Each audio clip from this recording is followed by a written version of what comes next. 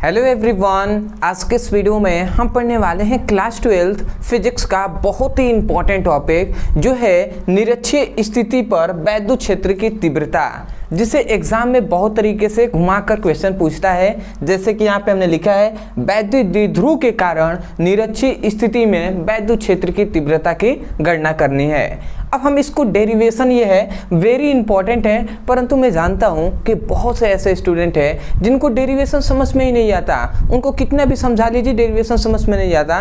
तो मैं उनसे कहना चाहूँगा आप इस वीडियो में बने रहिए, आपको बहुत ही आसानी तरीके से यहाँ पे डेरिवेशन हम बताएंगे। अब बेसिक से हम बताएंगे जिससे आपको आसानी से डेरिवेशन समझ में आ जाएगा। तो चलिए हम समझते हुए चलते हैं। तो सबसे पहले तो हम एक निरक्षीय स्थिति का एक हम फिगर बना रहे हैं, इसको आपको ध्यान से समझना है और उसके बाद मैं आगे जो बताऊंगा उससे आपको करना है। तो सबसे पहले तो आपको दो बिंदु लेना है। सबसे पहले आपको दो बिंदु मान लेना है, एक बिंदु ए और एक है बिंदु बी, और इन दोनों बिंदुओं को आपस में मिला देना है। और जो ए बिंदु है इस पर प्लस क्यू आवेश उपस्थित है और जो बी बिंदु है इस पर माइनस क्यू आवेश उपस्थित है, तथा दोनों बिंदुओं के बीच की जो दूरी है वो है 2l। दोनों बिंदुओं के बीच की दूरी है 2l, तथा इन दोनों बिंदुओं के बीच एक उदासीन बिंदु है जो O। अब उदासीन बिंदु O से होकर जाने वाली रेखा को उदासीन अक्ष कहते हैं। तो ये है उदासीन अक्ष, ठीक है। तो अब आप थोड़ा सा इतना जानते होंगे, जब यहाँ से यहाँ तक दूरी है 2l, तो ये मध्य बिंदु है, तो ये क्या हो जाएगा, ये इतनी दूरी भी l हो जाएगी और ये जो दूरी होगी ये भी l हो जाएगी, ठीक है। अब यहाँ से हम इसको थोड़ा सा मिला देते हैं। यहाँ पे एक बिंदु होता है जो है P, तो इसको हम मैं थोड़ा सा मिला दे रहा हूँ जिससे आपको थोड़ी सी आसानी से समझ में आए, ठीक है। इतनी बात आपको समझ में आ गया होगा। हमने क्या कहा, हमने कहा दो बिंदु A व B है, A पर प्लस क्यू आवेश, B पर माइनस क्यू आवेश है, तथा A और B के बीच की दूरी 2l है, तथा इनके A और B के बीच एक उदासीन बिंदु O है जिससे R दूरी पर एक बिंदु P है, एक बिंदु P है जहाँ वैद्युत क्षेत्र की तीव्रता की गणना करनी है। तो यहाँ पे याद रखेंगे जहाँ बिंदु P है ना, ये जो बिंदु ये P है, यहाँ पर एकांक धनावेश उपस्थित होता है, मतलब धन आवेश उपस्थित होता है और ये धन है। तो ये क्या करेगा, ये वाला आवेश इस वाले आवेश को क्या करेगा, प्रतिकर्षित करेगा। परंतु यहाँ पे एकांक धनावेश है और यहाँ पे माइनस है, तो ये माइनस वाले आवेश इसको आकर्षित करेगा। जहाँ पर एकांक धनावेश है इसको आकर्षित करेगा, तो ये आकर्षित करने का चिन्ह है, ठीक है। अब इसको आप मान लेते हैं, थोड़ा सा समझिएगा, ये लंब है और ये है आधार। यदि हम P A O में देखें तो ये लंब है और ये आधार है, तो कण क्या हो जाएगा, कण होता है लंब का स्क्वायर प्लस आधार का स्क्वायर, ठीक है। तो ये हमने लिख दिया। अब थोड़ा सा यहाँ पे एक और बात आपको समझना है, ये होगा थीटा, ये भी होगा थीटा, क्योंकि जब भुजाएं सामान्य होती हैं तो थीटा भी सामान्य होगा। और ये क्या हो जाएगा, ये है वैद्युत क्षेत्र की तीव्रता और ये हो जाएगा 2 थीटा, क्योंकि दो धुरस्थ कोण एक अंतःकोणों के मतलब दो अंतःकोणों के क्या होता है, मतलब बराबर होता है। तो ये बेसिक है, इतना आपको फिगर आपको समझ लेना है। और ये क्या है, वैद्युत क्षेत्र की तीव्रता की दिशा है। अब इसी फिगर को अपने शब्दों में एक्सप्लेन करना होता है। तो देखिए माना कि क्या करके लिखेंगे, आप सबसे पहले लिखेंगे माना कि, अब क्या लिखेंगे, जो मैं बोल रहा हूँ वैसे आपको लिखना है, आपको सिंपल वे में लिखना है। माना कि दो बिंदु A व B हैं, A पर प्लस क्यू आवेश, B पर माइनस क्यू आवेश उपस्थित है, तथा A व B के बीच की दूरी 2l है, तथा A व B के बीच एक उदासीन बिंदु O है जिससे R दूरी पर एक बिंदु P है जहाँ वैद्युत क्षेत्र की तीव्रता की गणना करनी है, जहाँ वैद्युत क्षेत्र की तीव्रता की गणना करनी है। इतनी ही बात आपको अपने शब्दों में लिखना है माना कि करके। तो आप आशा करते हैं कि आप इतना तो कम से कम लिख ही सकते हैं, ठीक है। जो हमने बोला वैसे ही आपको लिख देना है। फिर भी टाइम बचे इसलिए मैं नहीं लिख पा रहा हूँ, बट एक बार और मैं बोल दे रहा हूँ, आप ध्यान से सुनिए और इसे अपने कॉपी में लिखने का प्रयास कीजिए। आप लिखेंगे माना दो बिंदु A व B हैं, A पर प्लस क्यू आवेश, B पर माइनस क्यू आवेश उपस्थित है, तथा A व B के बीच की दूरी 2l है, तथा ए व बी के बीच एक उदासीन बिंदु O है जिससे r दूरी पर एक बिंदु P है जहां वैद्युत क्षेत्र की तीव्रता की गणना करनी है। इतनी बात आपको लिखना है। उसके बाद अब हमें गणना करना है। तो गणना करने के लिए सबसे पहले ये प्लस क्यू आवेश है और यहाँ पे माइनस क्यू आवेश। तो प्लस क्यू आवेश पर उत्पन्न वैद्युत क्षेत्र की तीव्रता की गणना करेंगे, फिर से माइनस क्यू आवेश के कारण वैद्युत क्षेत्र की तीव्रता, और उसके बाद हम क्या करेंगे, परिणामी तीव्रता निकालेंगे। यदि आपने अच्छी स्थिति पढ़ा होगा ना तो ये भी उसी तरीके का है।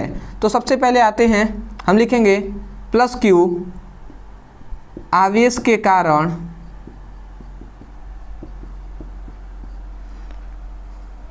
या ऐसे प्लस क्यू आवेश पर उत्पन्न वैद्युत क्षेत्र की तीव्रता, उत्पन्न वैद्युत क्षेत्र की तीव्रता।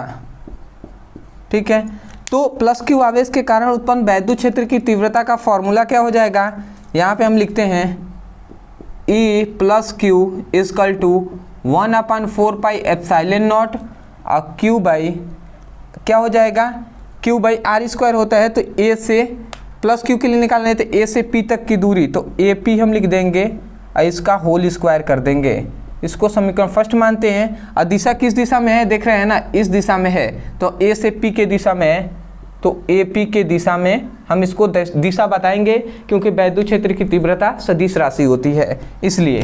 परंतु बहुत से ऐसे स्टूडेंट हैं जिनको यहीं पे समझ में नहीं आ रहा होगा, इसलिए मैं कहता हूं कि आप प्लेलिस्ट के अनुसार पढ़ाई कीजिए।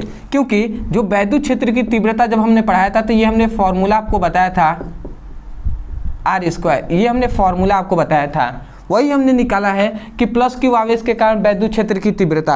तो यहाँ पे प्लस क्यू आवेश के कारण वैद्युत क्षेत्र की तीव्रता का फॉर्मूला होता है 1/4 pi epsilon naught Q by R square. R क्या है, यहाँ पे दूरी है और यहाँ से यहाँ तक की दूरी हमें गणना करना है। तो यहाँ से यहाँ तक की दूरी क्या है, A से P, हम यहाँ ये दूरी नहीं लिख रहे हैं अभी, ठीक है, मान पुटअप नहीं कर रहे हैं। A से P हम लिख दिए, AP का होल स्क्वायर कर दिए।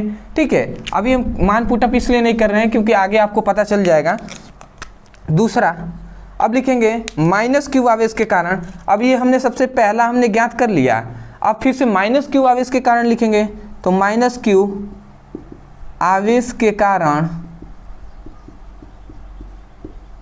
उत्पन्न वैद्युत क्षेत्र की तीव्रता।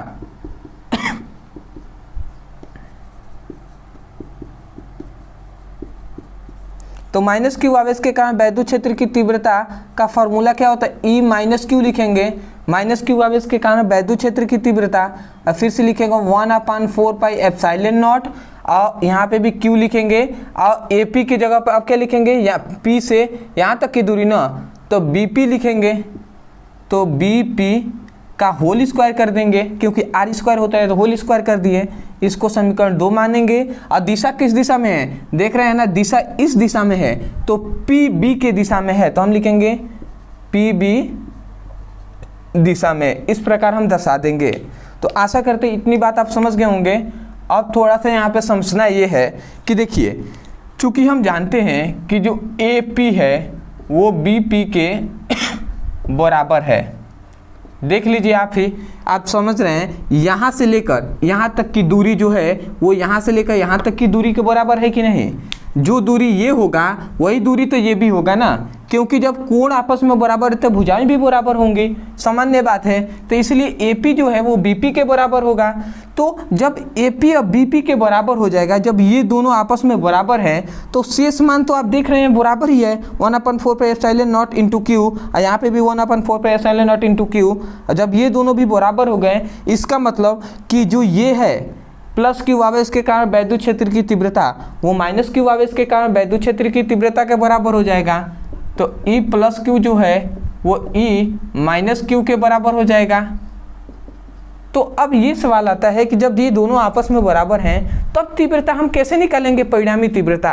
तो परिणामी तीव्रता जब ऐसा होता है ना, तब परिणामी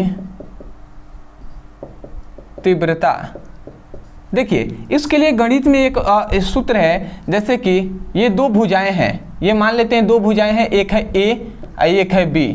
और ये दोनों भुजाएं आपस में इक्वल हैं, जो ए है वो बी के बराबर है और इसका परिणामी तीव्रता है जो है ई। तो देखिए जब दोनों भुजाएं आपस में बराबर होती हैं और इनकी परिणामी जो तीव्रता निकालना है, तो यहाँ पे एक सूत्र का फॉर्मूला का यूज होता है जो है ई इक्वल टू, मतलब इनका परिणामी यहाँ पे बल बताता है, ठीक है। मतलब दो भुजाएं एक दूसरे के बराबर हों तो उनका जो परिणामी जो बल होता है, जो ई होता है, वो A B 1/2 A cos theta by 2 होता है। ये एक फॉर्मूला होता है जो है 1/2 ए कॉस थीटा बाई 2 होता है ये फॉर्मूले में। तो इतना बात हम जानते हैं कि जो F होता है वो E के बराबर होता है, ये हमने पढ़ा हुआ है। तो इसी प्रकार ये दोनों आपस में भुजाएं मतलब तीव्रता बराबर हैं, तो वहाँ पर हम इसी फॉर्मूले का यूज करेंगे जो है E equal to 1/2 A cos theta by 2, ये फॉर्मूले का यूज करेंगे। अब हम पुटअप करके थोड़ा सा देखते हैं ठीक है। यदि यहाँ पे आपको समझ में नहीं आ रहा है, बेसिक बात है बट आपको नहीं पता है, तो केवल आप जान जाइएगा परिणामी तीव्रता का ये फॉर्मूला हमें लगाना है, ठीक है। क्योंकि कभी कभी अगर बेसिक ना पता हो तो हमें मान लेना चाहिए, ठीक है। वहाँ पे बहस नहीं करना है, आपको मान लेना है कि हाँ ऐसा होता है, ठीक है। तो अभी आगे हम देख लेते हैं। तो यहाँ पे हम लिखेंगे ई इक्वल टू 1/2 और ए के जगह पर जो ए है ना, यहाँ पे ए के जगह पर हम इन दोनों में से किसी का भी मान रख सकते हैं। तो यहाँ पे मान लेते हैं कि मैं प्लस क्यू को ही लेके चलता हूँ, इसको ही। तो ए के जगह पर मैं इतना मान रखता हूँ, तो मैं क्या रखूँगा 1/4 pi epsilon not 2 A equal, formula थोड़ा सा गलत हो गया है, मैं कह रहा था थोड़ा सा गलत हो गया है। देखिए फॉर्मूला जो होता है ना, वो होता है मतलब यहाँ पे जब दोनों भुजाएं आपस में, ये ए और बी, ये दो भुजाएं हैं, ये दोनों भुजाएं आपस में बराबर होती हैं और तब इनका जो परिणामी जो बल होता है ना, जो बल होता है वो 2a cos थीटा बाई 2 होता है, ये फॉर्मूला होता है, ठीक है। तो यहाँ पे हम चूंकि हम इतना जानते हैं कि जो बल है वही वैद्युत क्षेत्र की तीव्रता है, ठीक है। तो F के जगह पर हम E भी लिख सकते हैं, तो वही हम E लिख रहे हैं, E equal to 2a cos theta by 2, ये हम डायरेक्ट हम लिख रहे हैं, ठीक है। तो अब आप थोड़ा सा ध्यान से समझेंगे। अब मैं मान पुटअप करूँगा, यहाँ पे 2 होगा, तो ये मैं 2 लिख दे रहा हूँ और उसके बाद a के मान को ये मैं ये वाला पुटअप कर रहा हूँ, आप चाहें तो इसको भी रख सकते हैं, कोई दिक्कत नहीं है। तो ये 1/4 pi epsilon naught Q by AP, तो AP की जगह पर हम इतना मान रखेंगे, तो यहाँ पे हम क्या रखेंगे, रूट में है ना, तो मैं रूट को ही लिख दे रहा हूँ। रूट में है R² प्लस L² का होल स्क्वायर है, तो होल स्क्वायर हमने दे दिया। और उसके बाद कॉस है तो कॉस हमने दे दिया। अब थीटा के जगह पे याद रखेंगे, ये वाला हम थीटा नहीं लिखेंगे, ये लिखेंगे, क्योंकि परिणामी है ना, तो हम 2 थीटा लिखेंगे, 2 थीटा बाई 2 हो जाएगा इस फॉर्मूले से। अब देखिए ये 2 से 2 कैंसिल हो जाएगा और उसके बाद ये स्क्वायर से रूट कैंसिल हो जाता है, तो रूट कैंसिल हो गया। तो अब यहाँ पे हमें क्या मिला, अब मिला हमें E इक्वल टू, ये 2 जाकर Q में कूड़ा कराएगा, तो 1/4 पाई एप्सिलॉन नॉट 2Q हो गया। और उसके बाद यहाँ पे क्या बचा, 1 है तो 1 हमने लिख दिया। और ये रूट से स्क्वायर से रूट कैंसिल हो गया, तो नीचे क्या बचा, R² प्लस L², यही ना बचा। और इसके पावर में कुछ नहीं है तो 1 है। और उसके बाद कॉस थीटा, यहाँ पे केवल कॉस थीटा बचा। और कॉस थीटा बराबर हम जानते हैं लंब बटे क्या होता है, सॉरी आधार बटे कण होता है, आधार बटे कण होता है। तो यहाँ पे कॉस थीटा बराबर आधार बटे कण, तो आधार यहाँ पे क्या है, आधार है आपका जो L, यहाँ पे आधार क्या है, L है। और जो कण क्या है वो है ये R², रूट में R² प्लस L², तो हम लिखेंगे यहाँ पे L बाई, और जो कण क्या है आपका ये है, तो हम लिख देंगे, थोड़ा सा आप यहाँ से समझिएगा, R² प्लस L²। और रूट के जगह पर, रूट को यदि हटा दें तो 1/2 हम पावर में लिख सकते हैं, ये पावर में 1/2 लिखे हैं। देखिए कोई भी यदि संख्या है 2 के पावर 2 ऐसा रूट है, मान लेते हैं 2 के पावर रूट है, तो इसको हम चाहें तो इसको हम 2 के पावर 1/2 भी लिख सकते हैं। ठीक है, इसी प्रकार हमने रूट को हटाकर 1/2 लिख दिया है। ठीक है, अब क्यों किए हैं अभी आपको थोड़ा समझ में आएगा, ये बेसिक है इसीलिए मैं बता दे रहा हूँ जिससे आपको आसानी हो, आपका लाइन भी बचे। तो अब ध्यान से समझेंगे, यहाँ पे E = 1/4 पाई एप्सिलॉन नॉट, ये 2Q हमने लिख दिया। और उसके बाद इस L को भी हम इधर ही भेज देते हैं, तो 2QL हो जाएगा।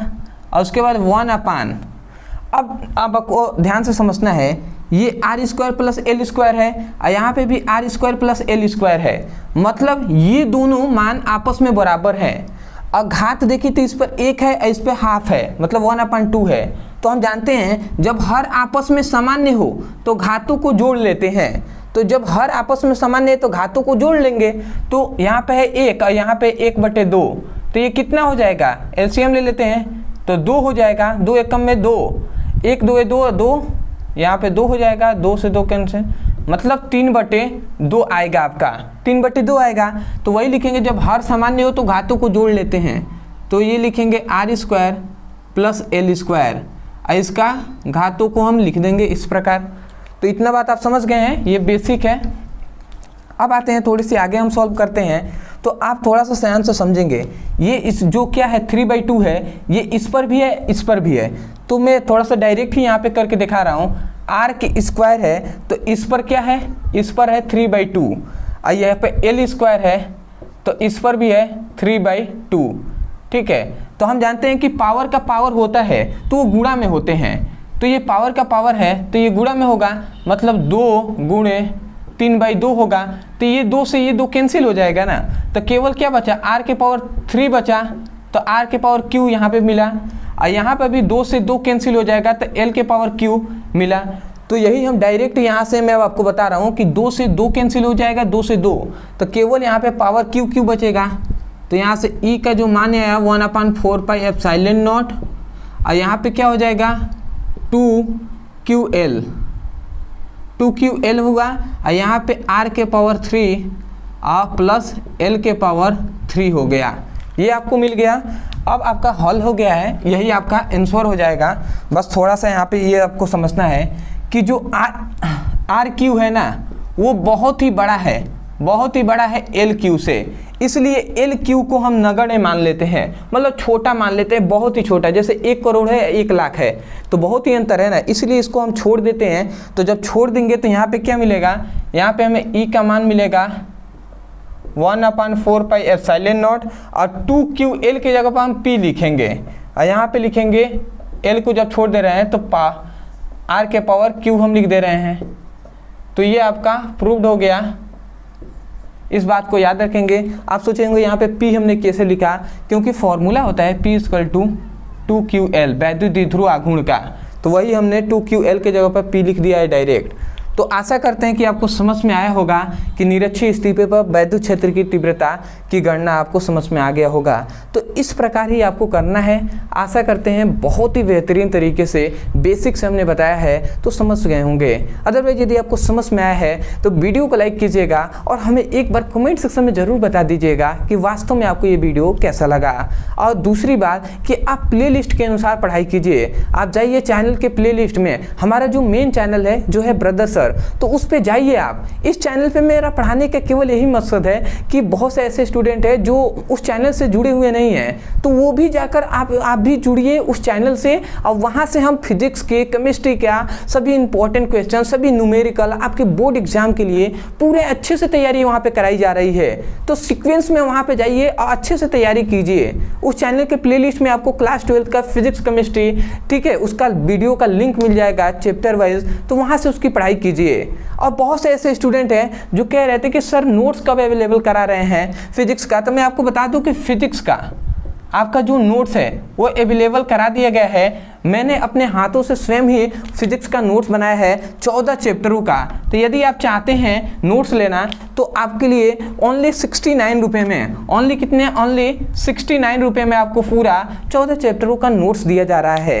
यदि आप बहुत से ऐसे स्टूडेंट हैं जो ले रहे हैं तो मैं उनसे कहूँगा कि आपको ध्यान से उसको पढ़ना है, ठीक है, एक एक चीज़ों को उसको सही उपयोग करना है। ऐसा नहीं कि बस ले लिए उसके बाद रखे हैं, ऐसा नहीं करना है। आपको अच्छे से पढ़ाई करना है। और लेने के लिए क्या करेंगे, नीचे दिए गए नंबर पे मैसेज करके आप डायरेक्ट हमारी जो व्हाट्सएप पे मैसेज करेंगे कि क्लास 12 फिजिक्स की नोट्स चाहिए, तो वो आपको दे देंगे। ठीक है, तो इस प्रकार आपको अच्छे से पढ़ाई करना है। तो चलिए दोस्तों, आज के लिए इतना ही। मिलते एक बेहतरीन टॉपिक के साथ, तब तक के लिए धन्यवाद। जय हिंद, जय भारत।